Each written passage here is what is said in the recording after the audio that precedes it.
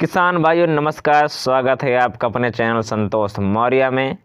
आज की यह वीडियो बहुत ही महत्वपूर्ण होने वाली है दोस्तों आप सबके लिए, तो वीडियो को आखिर तक जरूर देखना, बिल्कुल भी स्किप मत करना, क्योंकि दोस्तों इस वीडियो में हम बात करने वाले हैं कि जिस खेती से, जिस मिट्टी से हमारे पूर्वज काफ़ी सारा अनाज उगाते थे और स्वस्थ रहते थे, वही मिट्टी आज हमको उतना पैदावार क्यों नहीं दे रही है।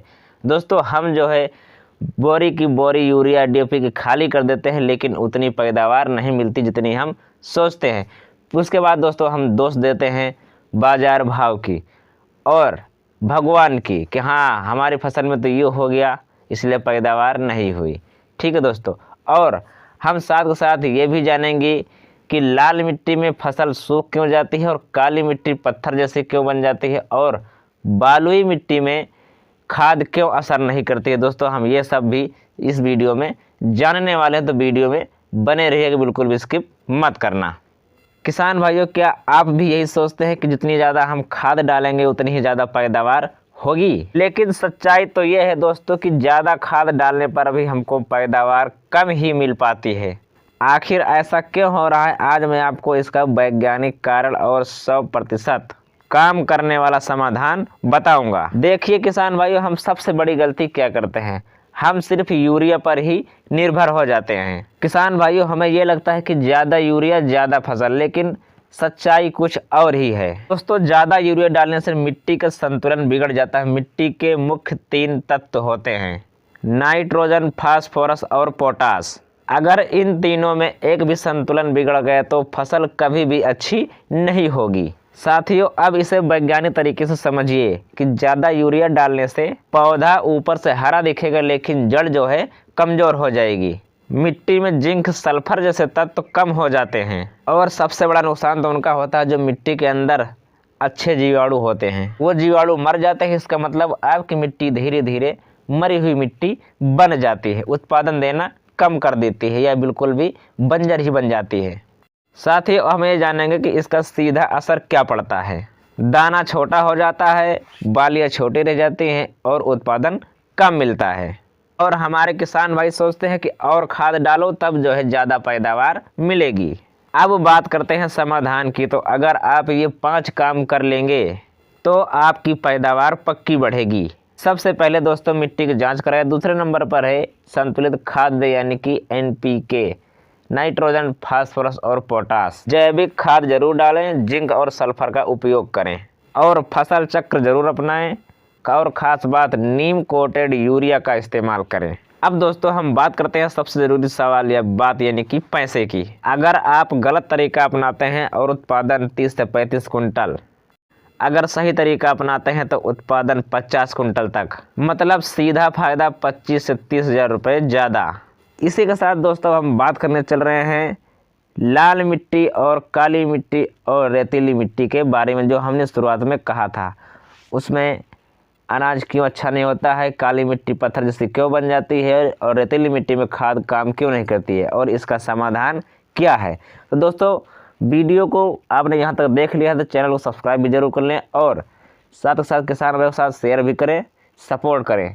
आइए दोस्तों हम आगे जानकारी देते हैं।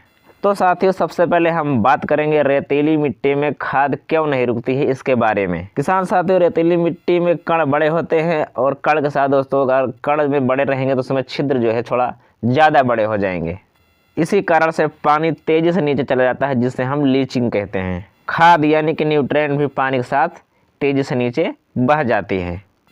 इसमें CEC बहुत कम होती है, पोषक तत्व पकड़कर नहीं रख पाती। इसका परिणाम पौधों को पोषण नहीं मिलता है, बार बार खाद डालनी पड़ती है। इसके समाधान के लिए जैविक पदार्थ यानी कि ऑर्गेनिक मटर बढ़ाएं। गोबर की खाद, वर्मी कंपोस्ट, कंपोस्ट खाद। नंबर 2 बायोचार मिलाएं। बायोचार न्यूट्रिएंट को पकड़कर रखता है। नंबर 3 मल्चिंग करें, ऊपर पुआल यानी कि पैरा या फिर सूखी घास डालें, इससे पानी जल्दी नहीं सूखेगा। चौथी बात है दोस्तों, एक बार में ही खाद न डालकर थोड़ी थोड़ी खाद कई बार में डालें। फिर 5वें नंबर पर दोस्तों बात आती है हरी खाद की, यानी कि ढैंचा सन जैसे पौधे को लगाकर बढ़ जाए उसके बाद उसको उसमें जुताई कर दें, अच्छे से मिट्टी में मिला दें। एक खाद का काम करता है। इसके बाद दोस्तों हम बात करेंगे काली मिट्टी पत्थर जैसी क्यों बन जाती है। इसमें मोरिलोनाइट नाम का खनिज होता है। यह पानी मिलने पर फूलता है और पानी सूखने पर सिकुड़ जाता है। इसी कारण से मिट्टी जो है सख्त हो जाती है, पत्थर जैसी बन जाती है। सूखने के बाद, सख्त होने के बाद दोस्तों मिट्टी जैसे आप सामने देख पा रहे हैं दरार जैसी बन जाती है, काफ़ी सारे दरारें आ जाती हैं। इसका परिणाम दोस्तों जुताई में कठिनाई होती है, जड़ें अच्छे से फैल नहीं पाती, मिट्टी और मिट्टी के अंदर पानी जाने में बहुत ज़्यादा दिक्कत होती है। ऊपर तो भर जाता है लेकिन अंदर नहीं जा पाती। इसके समाधान के लिए दोस्तों ऑर्गेनिक मैटर बढ़ाएं, इससे मिट्टी नरम रहती है। और गहरी जुताई गर्मी में करें, इससे जो है मिट्टी टूटती है। और जिप्सम का उपयोग करें, ये मिट्टी की संरचना को सुधारता है। साथियों खेत में पानी रुकने ना दें, मतलब सिंचाई करते रहें, नमी बना के रखें, लेकिन खेत में ज़्यादा देर तक पानी रुकने ना दें। इस चीज़ का खास ध्यान देना है आपको। फिर दोस्तों बात आती है क्रॉप रोटेशन की, यानी कि अलग अलग फसलें लगाएं, इससे जो है मिट्टी संरचना सुधरती है। इसके बाद दोस्तों हम बात करते हैं कि लाल मिट्टी में फसल सूख क्यों जाती है। इसमें आयरन यानी कि लो ऑक्साइड ज़्यादा होता है, जैविक पदार्थ कम होता है, पानी पकड़ने की क्षमता कम होती है, पोषक तत्व नाइट्रोजन फास्फोरस कम होता है।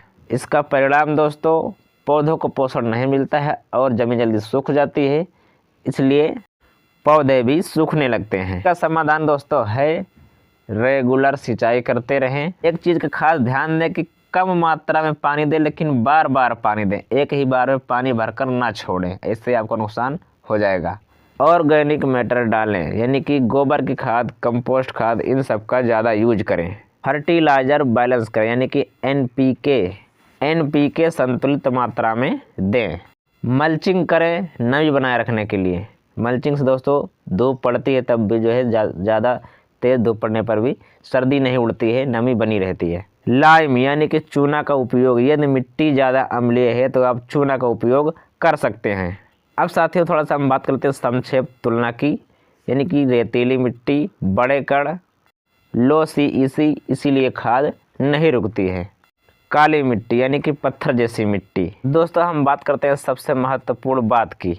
तीनों मिट्टियों के लिए दोस्तों एक ही समाधान है, जैविक खाद का उपयोग करें, यानी कि जैविक मैटर बढ़ाएं, क्योंकि पानी रुकता है, पोषक तत्व पकड़ता है, मिट्टी संरचना सुधारता है। ये तीनों मिट्टियों में एक ही कॉमन बात है।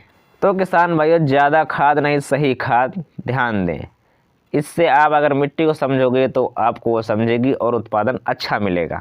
किसान साथियों अगर आपको यह जानकारी पसंद आई है तो वीडियो को लाइक करें और अपने किसान साथियों के साथ इस वीडियो को ज़्यादा से ज़्यादा शेयर करें, क्योंकि सारे किसान भाइयों के साथ जानकारी शेयर होनी चाहिए। सबको पता होना चाहिए कि मिट्टी हमारी कैसी है, किस चीज़ की कमी है, कितना पोषक तत्व इसको देना चाहिए, सब कोई जान सके। यदि कोई सवाल है तो कमेंट करके ज़रूर पूछें, आपको ज़रूर बताया जाएगा।